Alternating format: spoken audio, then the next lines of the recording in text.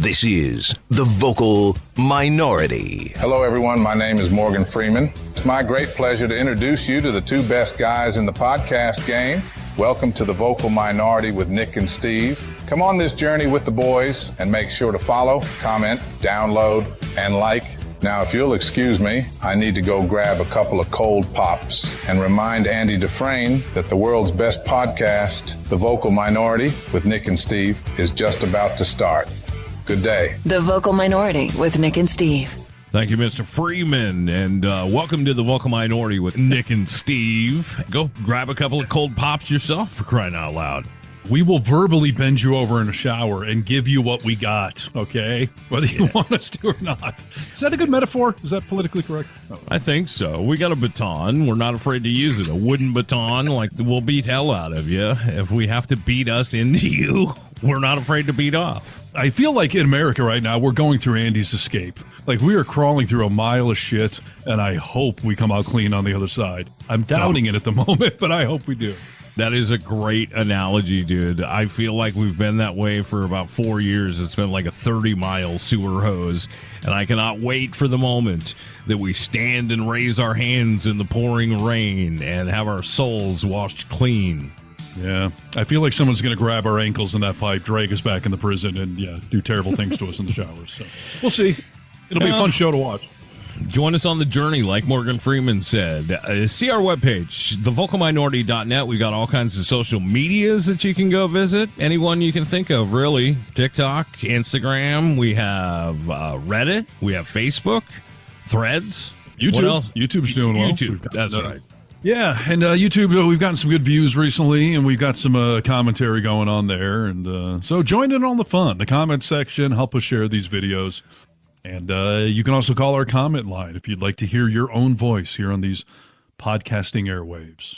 844-48-VOCAL. Turn your telephone into a microphone and get vocal with the Vocal Minority with Nick and Steve. Thank you. Well, I will tell you, I'm pretty emotionally exhausted. It's been a vicious news cycle of late. This country is going through a whole lot of ups and downs, and summer's in full swing. We've had heat waves, borderline heat strokes. My brain is just a little overwhelmed.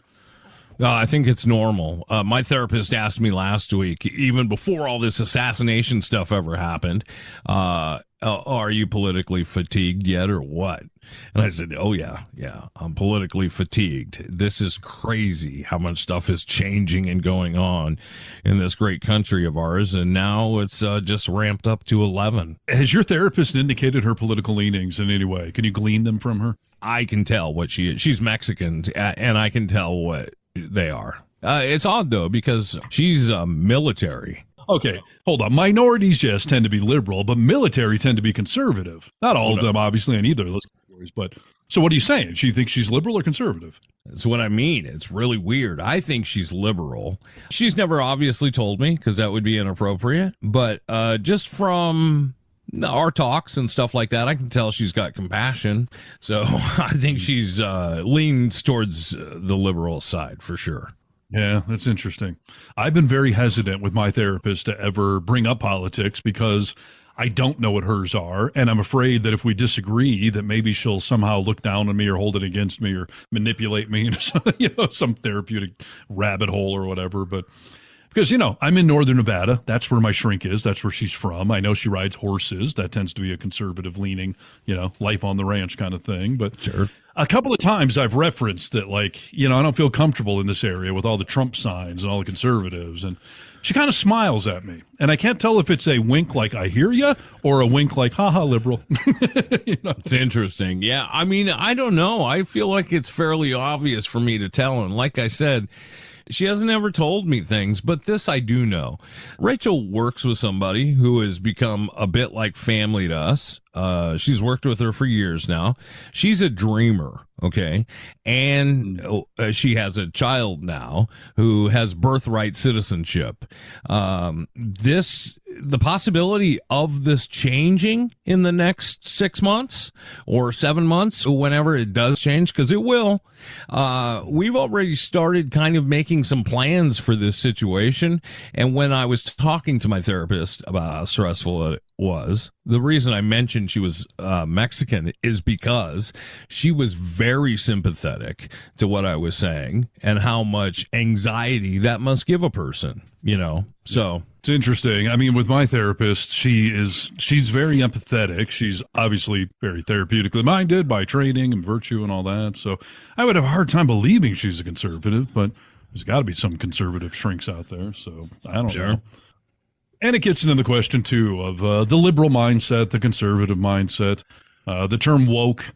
We stole that basically from the African-American community. That used to be a term in the black world of woke, meaning you were sympathetic and understanding to the plights of the African-American community. But us liberals have definitely taken it over. And as the Republicans are so good at, they have weaponized it back against us into somehow being woke is a bad thing. Yet, have you ever noticed none of them can ever really define what woke is?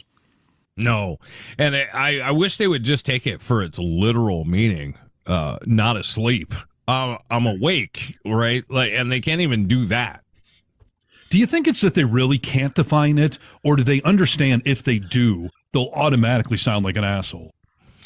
I think that they can't define it, and here's why. When we went through the whole Black Lives Matter conversation, and they said, all lives matter, they couldn't compute that, hey, we're not saying you don't matter. We're saying this matters right now, and we're calling attention to it. They couldn't compute that.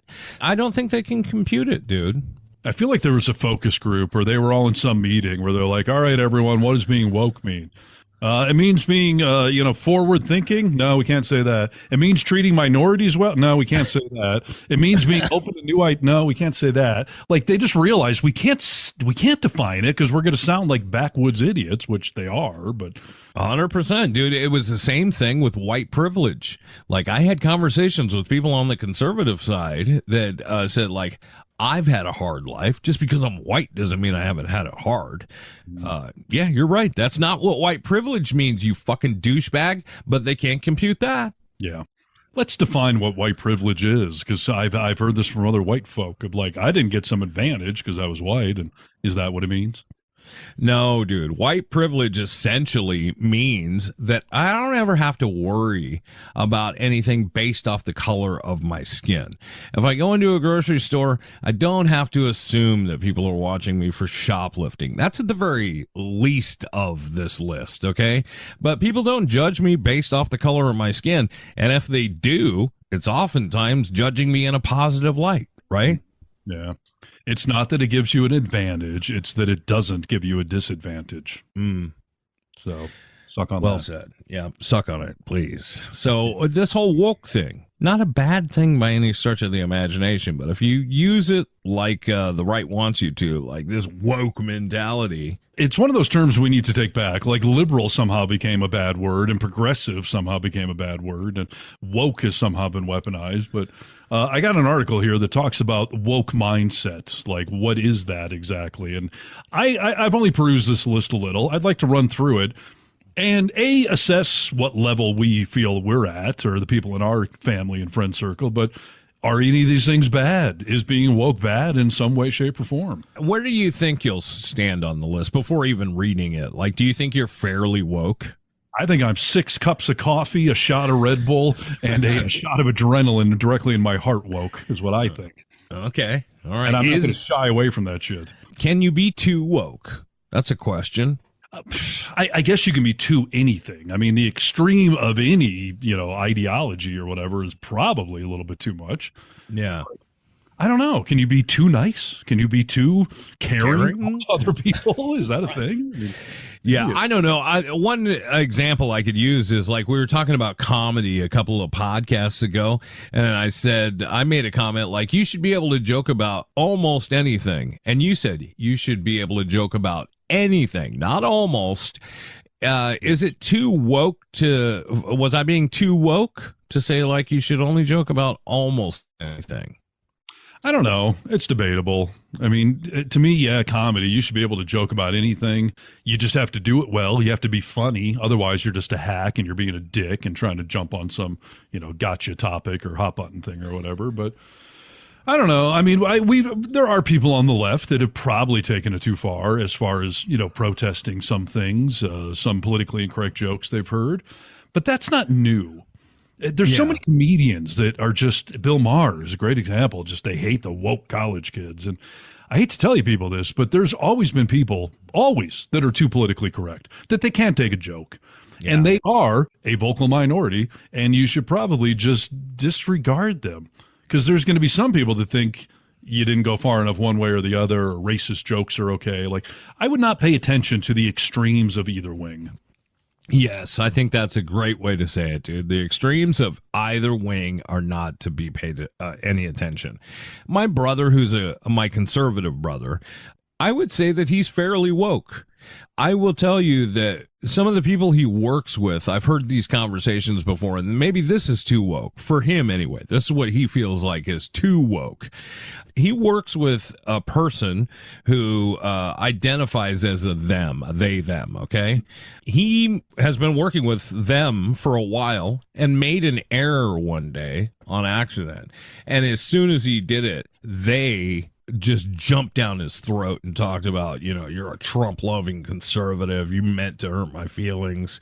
He thinks that's too woke. Like, I'm trying to not hurt your feelings. I messed up. I apologize. If you go too far, you're actually circling back around to the other side. Because if you're claiming to be super woke and open-minded, you can't understand that your brother made an innocent mistake. He wasn't trying to be evil to the person, but they are, quote-unquote, so woke that they're now on the other side where they're admonishing you and discriminating against you, right? I mean, yes, dude. So exactly what you said. If you're too far on either side of it, maybe we have an issue. Let's find out how woke we are, Steve. Let's do that. All right, so this is signs that indicate you have a woke mindset. All right, so... you advocate for body positivity. You reject societal beauty standards and celebrate all body shapes and sizes. Is not fat shaming somebody?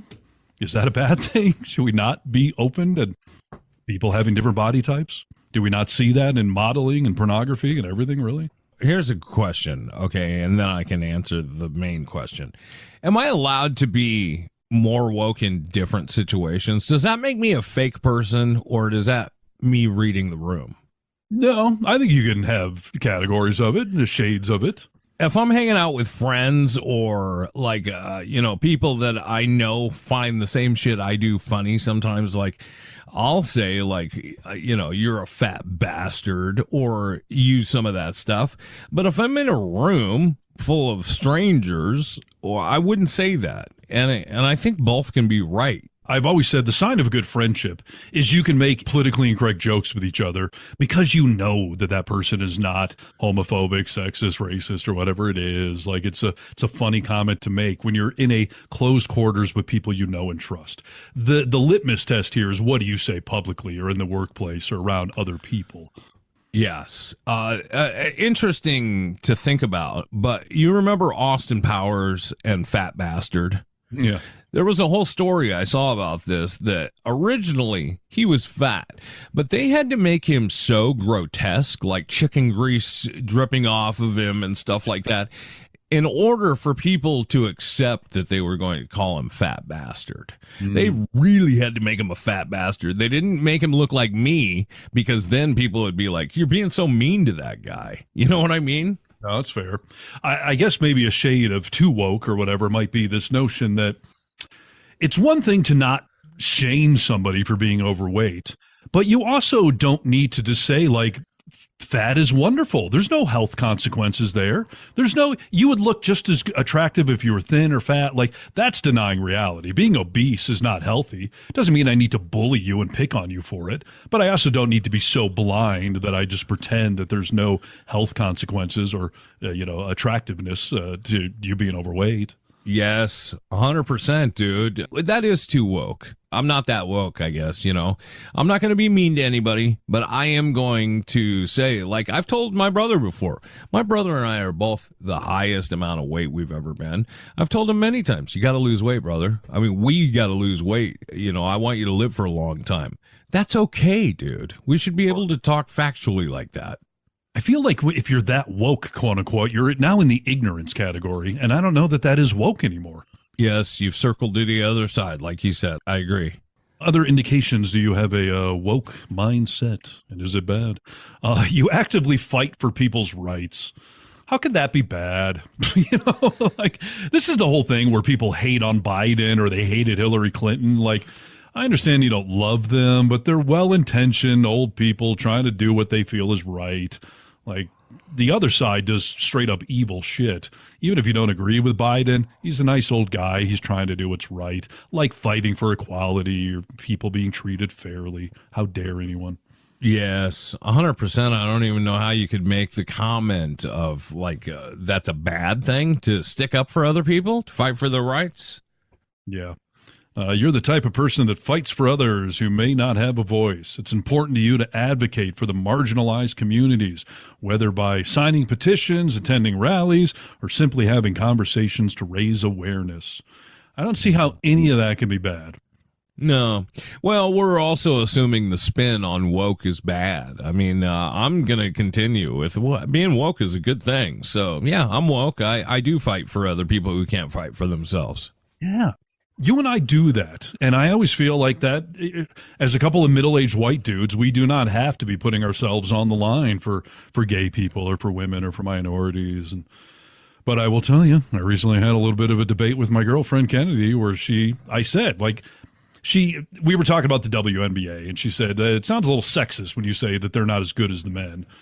And I was like, hey, listen, I don't know that that's sexist. Like, I'm always trying to stand up for marginalized groups. And she was like, women are not marginalized. We don't need you fighting for us. Ooh, I disagree, but I'm not a woman, so. Well, I mean, my immediate retort was, of course you're marginalized. Like, that's what the pay gap is, the right to vote. That's what sexism is. So I'm not trying to say you're some poor injured animal. Only I'm the savior that could save you guys. But I am standing up for people that often get maligned. And yeah, women are constantly maligned. Yes. Sometimes by other women, by the way. Maybe Kennedy took that statement as saying that women are weak. Right. Women are stronger than men most of the time. Okay. Mm-hmm. It's not. It's a marginalized thing that's happened in our society where you've been pushed down, maybe because you're too powerful. Who knows? I don't know. Is there a fine line between empathy and pity? I'm not trying to pity women or minorities, but I'm trying to have empathy.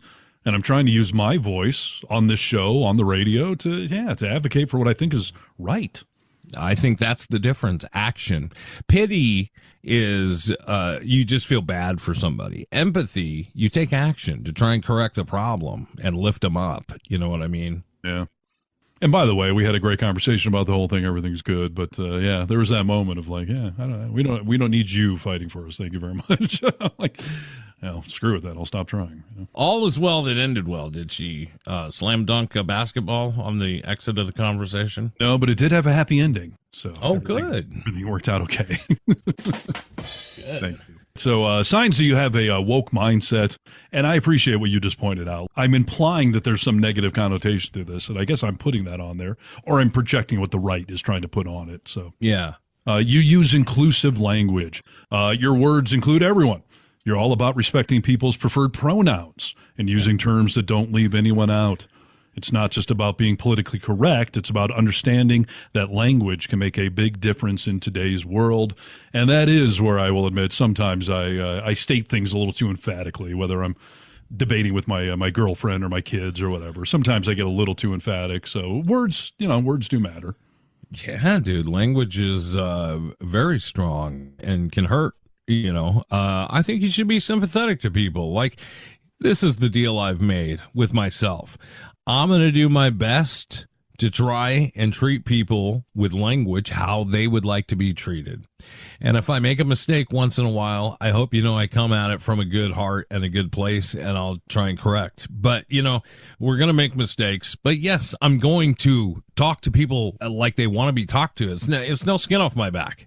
It's a difference if you tune into this podcast, because this is one thing. I'm here for me. I'm here for Steve.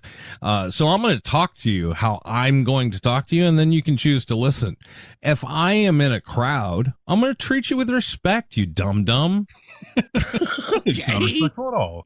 Listen, no, it's true. Like we've talked about in other episodes, like I feel I cannot say anything homophobic because I am not, but I can say something ignorant or hurtful. Yes, and there's a difference. We figured it out. Yeah, and intentions matter, but people have to know your intentions to be able to determine if it was sexist or racist or whatever. So if you're just at some cocktail mixer and you're saying something that could be taken as racist, then you're going to be dubbed that way because these people don't know you. But if you're talking to your friends, your family, people that really know you, it's okay to say I'm being ignorant or whatever. But the other terms, racist or sexist or whatever, like it's just not accurate. I think it weakens the word for those that are. Yes, I love that. So far, we're 100% woke, as per usual. I mean, we're great people thus far. Yeah. And I'll tell you, I've been kind of waiting for an opportunity on the show to explain the whole pronoun thing because I feel like I kind of got down to the core of it. And I feel like if I tell everyone what the real thing is there, that maybe I'm going to do it more harm than good because there's a little bit of a manipulation intentionally going on with the they, them thing with gender neutral pronouns. I mean, now you have to expand. I'm curious. Yeah, you have to expand. So my firstborn, anyone who's listening to the show, you always hear me call Neo my firstborn. I don't call Neo my daughter because, Neo is obviously biologically a woman. Came out as gender neutral when Neo was like 13 or something. And just like we've been saying, like, I want to be respectful. If that's what you want to be called, like, great. But there was a time I was talking with Neo and I was trying to get to the bottom of what is this movement really about? Because when we go on this podcast, I need to be able to defend what you guys are doing.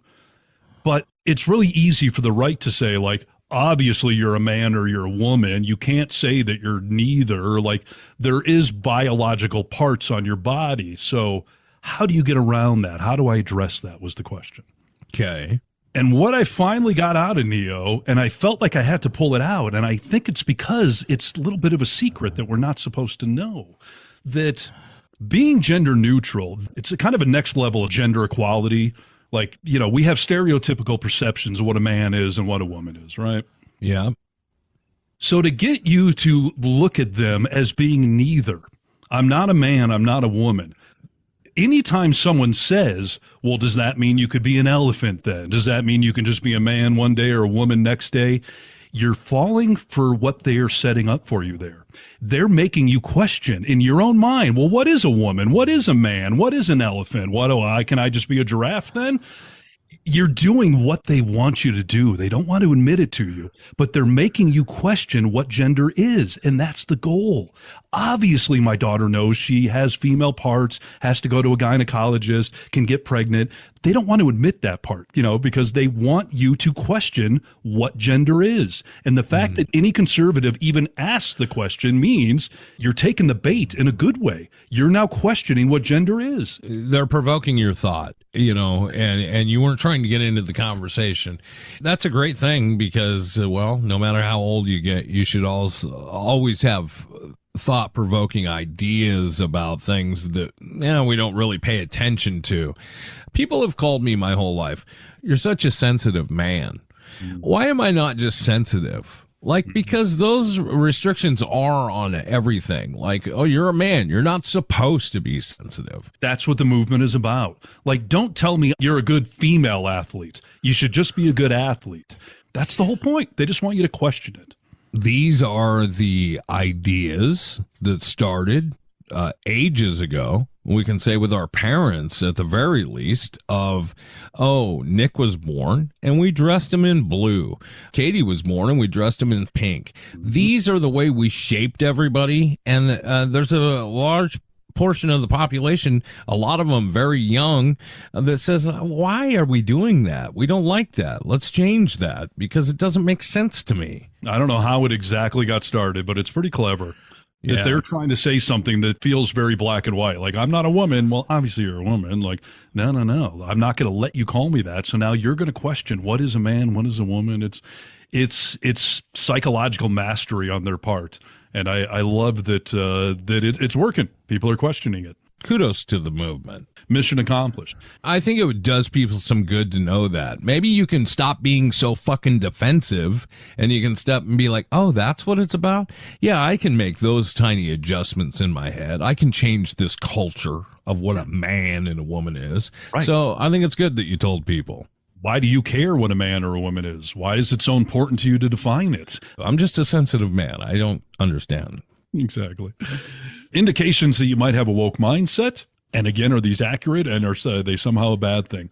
You're politically engaged. You believe the power of voting and staying informed about political issues, supporting candidates who align with your values. You know that change often starts at the ballot box. So you could definitely argue that that is a very woke and progressive thing to go out there and fight. Unfortunately, though, the Trumpers are also very politically engaged and motivated. So I guess this pendulum can swing both ways. It's woke, but could also be extremely conservative and regressive to actually also be politically engaged. That shouldn't be a woke thing. That should just be an American thing. We should respect that process and be so grateful for it because there's so many people who don't have it. And listen, as I was just kind of praising the youngsters out there, the 18 to 30-year-olds for coming up with this gender-neutral thing and making everyone question it, the unfortunate reality is that same demographic could change everything in this country. And I shouldn't narrow it down just to them. Any voting demographic in this country, if you all showed up, you would sway the election. Yeah. But none of us all do. Whether it's middle-aged white guys, old black women, young, whatever it is, if all of any group showed up and voted, you can change everything, but they don't. No. And it's so hard to tell, dude, because, like, I think to myself, the majority of the people that I talk to are all very politically engaged.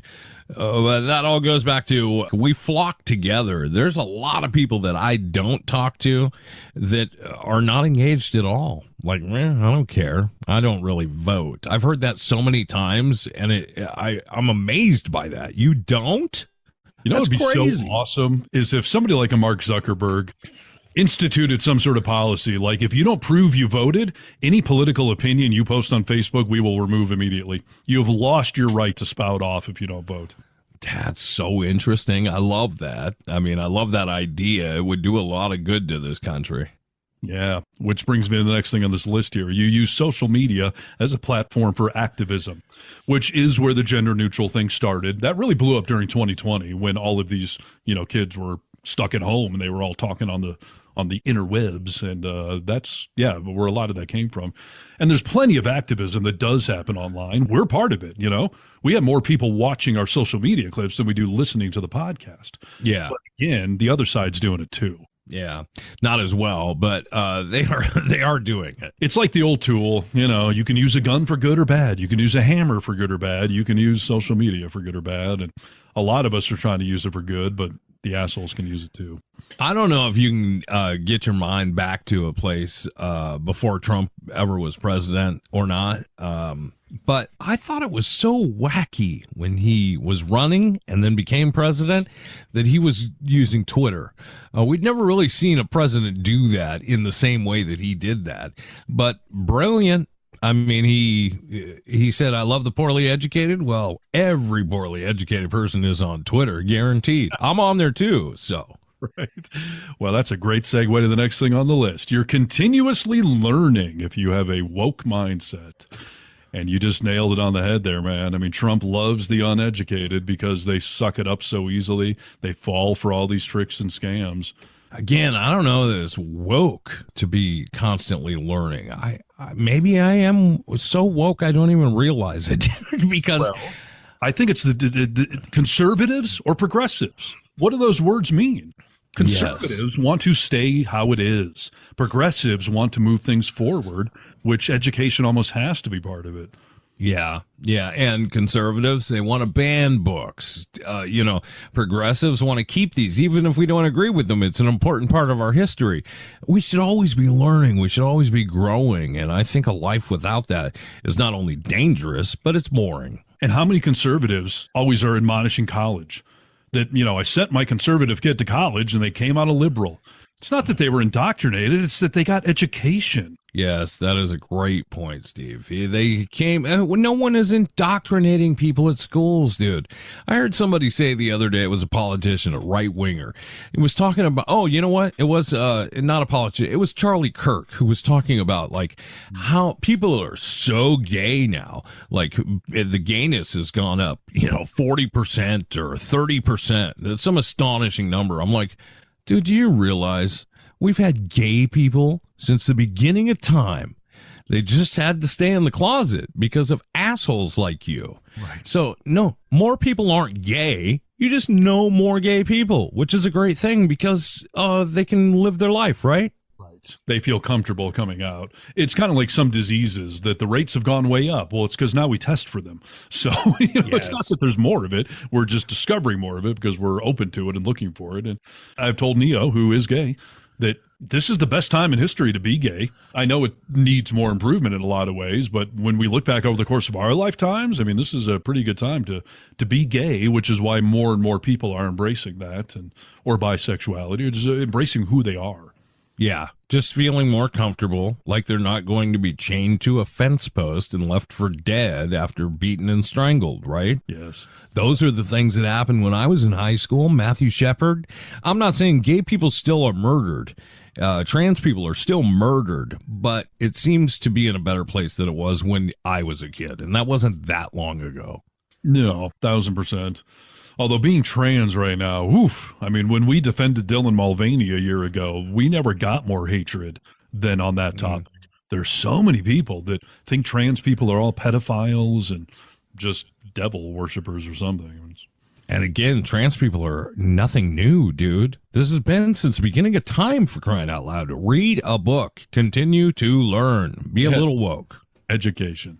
I've yet to find anything on this list that is bad or that I would be embarrassed to say that I'm like this. The next one, though, I don't know that I'm like this. Sustainable fashion is your go-to. You wear your thrift finds as a badge of honor, demonstrating that style does not have to forsake sustainability.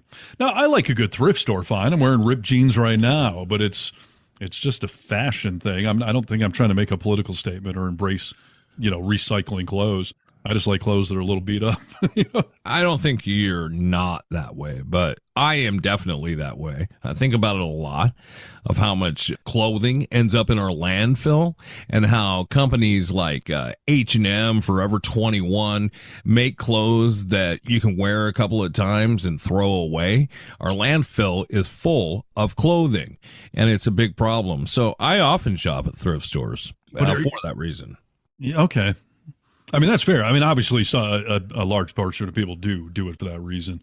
I've been thrift store shopping since I was in high school, but I was doing it for the, Seattle grunge look or the, hippie rock guy thing. So yeah, and when I did it in high school, I did it for that exact same reason. I didn't want my clothes to look like everyone else's, and I still have some of that in me. Don't get me wrong. I'm not all high and mighty, but I do think about the issue. So maybe, they say go woke, go broke.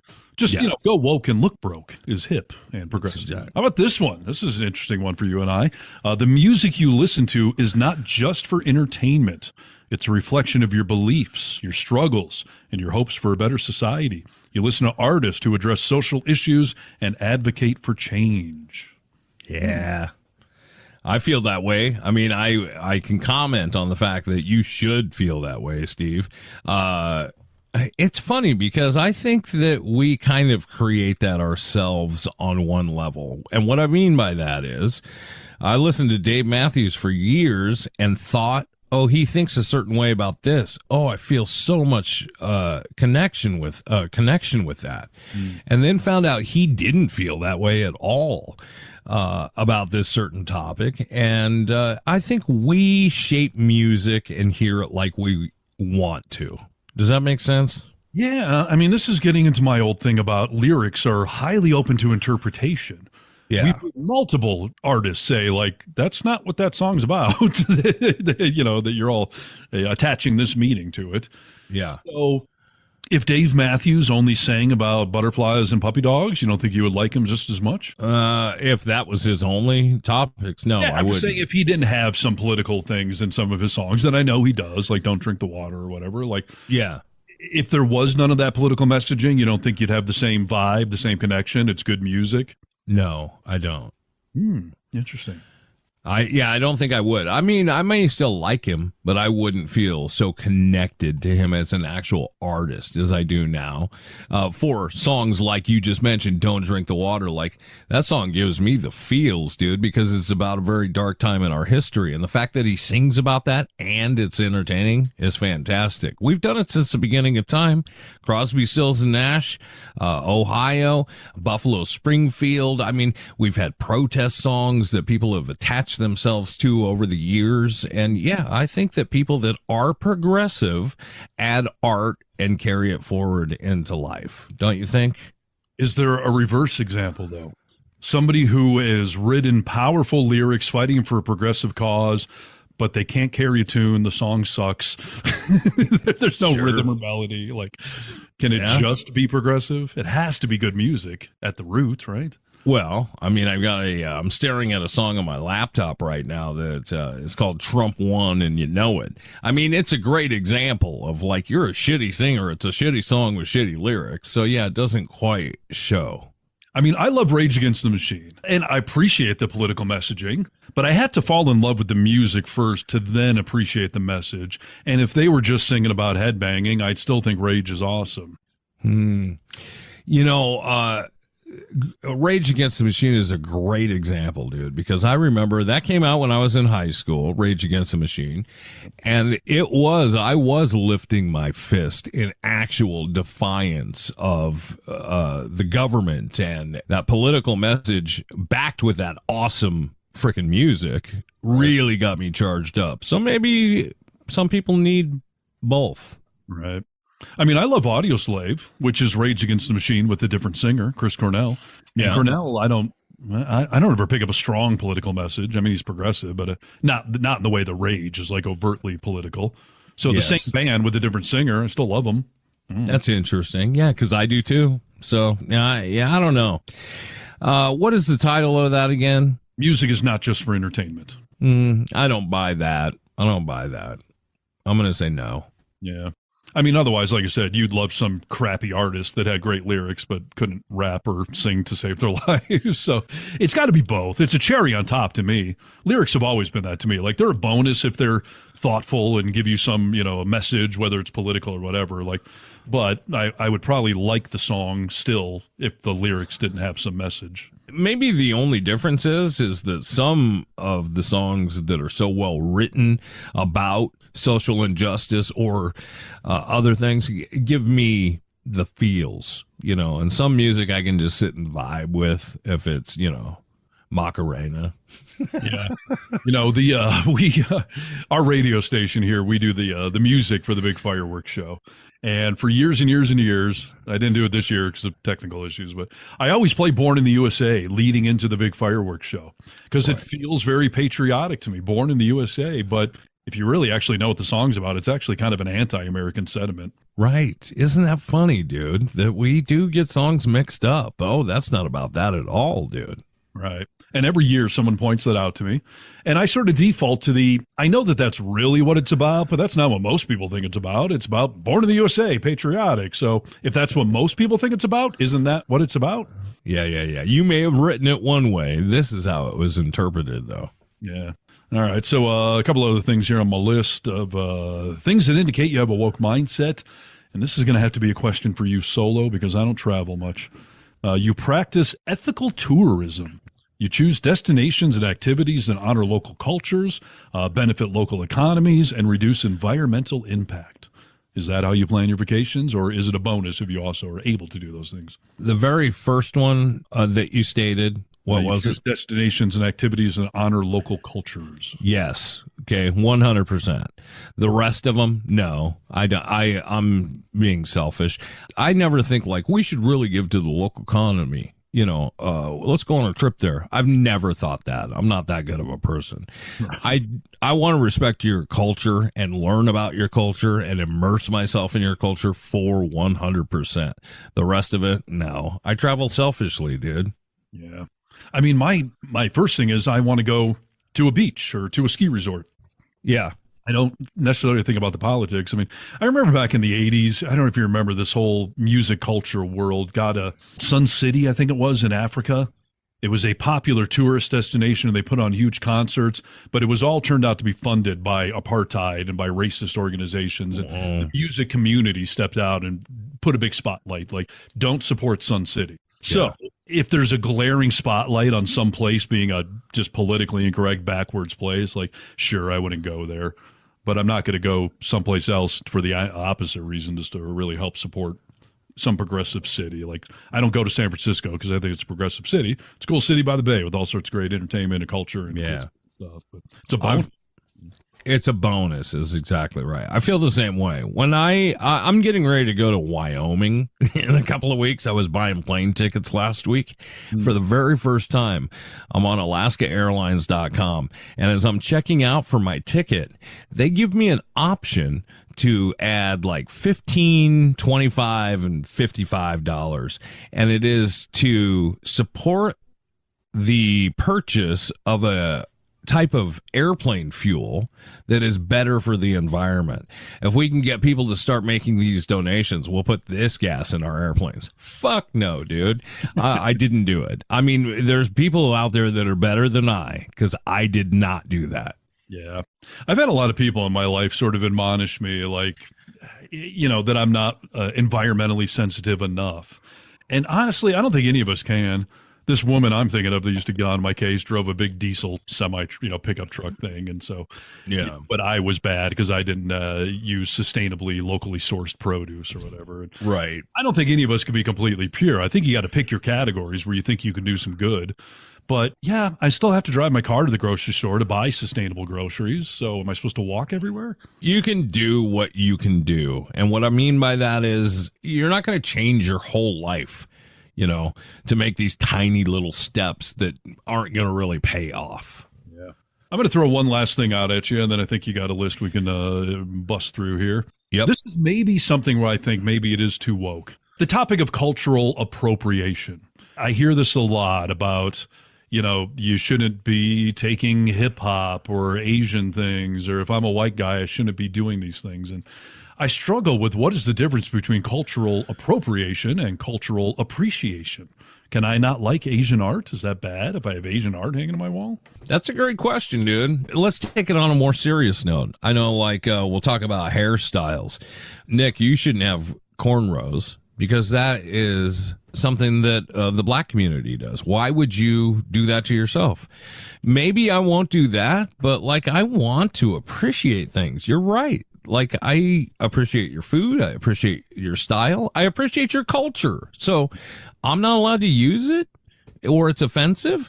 I do back off from it, but I guess I don't really understand why. It's tricky. I think there are some examples we hear, I don't know if I'm going to put my foot in my mouth here, but a lot of white people that sound like they're inner city African-American youth or something, they speak in that way that is disingenuous. It's not how they were raised, but they've decided to adopt that because they feel it's cool or edgy or something. That feels like appropriation, but just enjoying NWA or Dr. Dre or somebody, just appreciating hip-hop music, that's got to be appreciation, not appropriation. And I'm pretty sure they want us buying their concert tickets and their albums, Yeah. No, that's a good distinction. Maybe it is reserved for some of those more serious things that really make you stop and think, why am I talking like you? Why am I? And maybe if we're trying to steal something and make it ours, is that that's a big difference, I suppose. Yeah, I guess it comes down to intentions. Did Eminem try to steal hip hop? I don't think so. A lot of black artists will tell you he's one of the best rappers on the planet. So was he appreciating it and embraced it? Yeah. Appropriated. It's a tough question, dude. I'm glad you brought it up on our podcast, The Vocal Minority with Nick and Steve. Thanks for being right here. Sometimes I think you just do stuff because you're stupid. And when I was looking at articles for the show today, this one is signs you might have a low IQ. And I was like, oh, all right, let's see who's dumb. Well, I know the opposite of being woke, right? I mean, I think being woke is a smart thing to do, but some people just do dumb things. Yes, exactly. This is just going to show you that, oh, do you have a low IQ score? Because you probably didn't take a test, but maybe these signs will tell you you're on the dumb side. Do you have difficulty thinking outside the box, or is that something you're good at? I mean, I like to massage the thighs a little. I mean, that's outside the box. It's just right outside. Do you go all the way down to the ankles? I mean... Yeah, I try to appreciate everything outside the box. What about your thinking, Steve? Do you think outside the box? I think I do a lot. I mean, I try to, especially with problem solving, whether it's something broken in your house or a new management style or whatever. If you're in the box, what do you even need to think about anything for? You're already in there. Yeah, that's so true, dude. I think we both try and think outside the box. This talks about people with low IQs often struggle with abstract thinking. They find it difficult to understand metaphors like time is a thief, where time isn't literally stealing anything, but you get what I'm saying. Like, they don't understand that type of stuff, so they don't think outside the box. Have you ever had somebody, you both think the same thing about something, and you say, hey, great minds think alike, right? Yeah. I would argue great minds do not think alike. That is what makes you a great mind. That you thought, hey, maybe gravity is relative to the... Great minds do not think alike. They think outside the box. That's why they're great. Simple minds think alike. Yes. You just want to make yourself feel better. Both have the same thought. So great minds think alike, but no, actually great minds do not think like other minds. That's why they're great. This is where God decided to separate you and I. We're similar in so many different ways. I don't think about that shit, dude. And maybe it's because I have a lower IQ than you do, or maybe it's another reason. But you think of that stuff where, maybe I'm a sheep. I go along and I'm just like, oh, that's the saying. You always think about that stuff. I love it about you. I do. And like you've said, it's put way too many miles on my brain, so I'm not sure if it's to my advantage or not. But This is what I sit around thinking about. So, if you have trouble solving problems, and I would suppose this is relative, you probably have a low IQ if you have trouble problem solving. Navigating problem solving can be trickier for those with lower IQs. They might wrestle with finding solutions to everyday challenges or thinking outside the box. Once again, when faced with something new, it can be tough for them to handle unexpected twists or see alternative approaches to tasks. That's a dumb person, dude. In some ways. And by the way, Nick, I don't hang out with idiots, so you're clearly not an idiot. So oh, good. People have told me that I'm very smart in certain ways, but there are things, like I was playing a card game with Kennedy the other night, and the math started boggling my brain, where she's like, these count for this color. I'm just like, oh boy, I'm getting lost here. So I can be a total moron on some topics and maybe, a little more progressive on others, but, ignorance is selective. Isn't that funny how we do think differently? My wife is one of the more intelligent people that I know. And when it comes to a certain type of thinking, like mechanics, she doesn't understand how things work when they're real easy to me. I understand how an engine works and why it works. She can learn about it, but she just doesn't get it real quick. You know what I mean? Absolutely. I would argue Einstein probably couldn't write a good song. I would also argue John Lennon probably couldn't do advanced mathematics. Are either of them idiots because of that? No. But some people can't do either, and they are morons. So there you go. Yeah, we're all on this planet together. People who are dumb have limited language skills. That's all the low IQ people. They often have limited language, including vocabulary and grammar. They might struggle a lot to express their thoughts clearly, making communication tough. We see this a lot when we go into different areas. I definitely see it. You can tell a simpleton, oh, that person was kind of a simple mind because of the way they communicate. I mean, it says a lot about you, right? It's a tough one. I had a broadcasting teacher when we were doing a vocabulary class talking about the fact that you can judge somebody negatively based on a limited vocabulary, but it is not actually indicative of their intelligence. His example back then was George W. Bush, that he constantly was putting his foot in his mouth and always looked like a moron. But, I mean, you can't be a complete moron and, achieve certain things in life and rise to be the president. So it creates the perception of idiocy, but it's not always an accurate assessment. But sometimes it definitely is. I would argue only that on the other side of that, like sometimes you find really intelligent people, and when they talk, whether it's to a crowd or just in a conversation, they're so colorful because their vocabulary is so large. It's Donald Trump's a great example. Bigly, fantastic, beautiful. He uses the same adjectives all the time. And if you have an intelligent person, they don't talk like that most of the time. So the teacher made the opposite point as well. He said, all right, so if you want to judge George W. Bush negatively because of his limited vocabulary, because he's a bad communicator, if somebody goes the other way and uses a bunch of big fancy words that no one is understanding in the audience, that person is also a bad communicator. So does that mean they're stupid? Interesting. I understand most words. I don't remember them and use them on a daily basis. Like we said earlier, you can be good at things. I might meet a hillbilly out in the middle of nowhere who has very limited vocabulary, but he may fix my car in 10 minutes and be a mastermind at it. You know what I mean? Yeah. The point of that class, by the way, we did this whole 8-week thing. We learned all these vocabulary words. And at the end of it, the teacher said, all right, all of these big words you've used, do not ever use them on the television or the radio. That is not why we taught them to you. We taught them to you so that you can translate for those that do.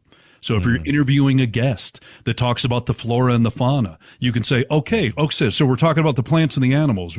You're a translator. That's why they taught us the words. He said, you use those words.